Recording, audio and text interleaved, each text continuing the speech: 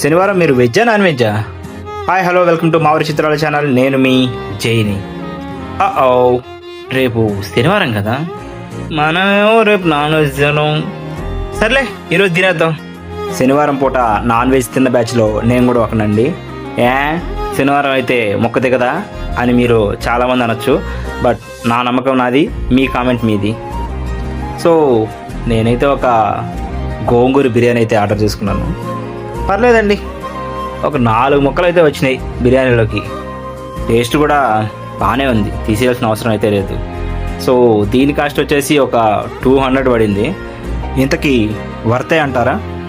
ఇంతకీ మీరు శనివారం వెజ్ బ్యాచా నాన్ వెజ్ బ్యాచా?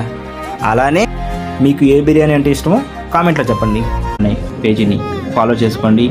అలానే నెక్స్ట్ వీడియో కోసం వెయిట్ చేయండి. సరికొత్త వీడియోలతో మళ్ళీ కలుద్దాం.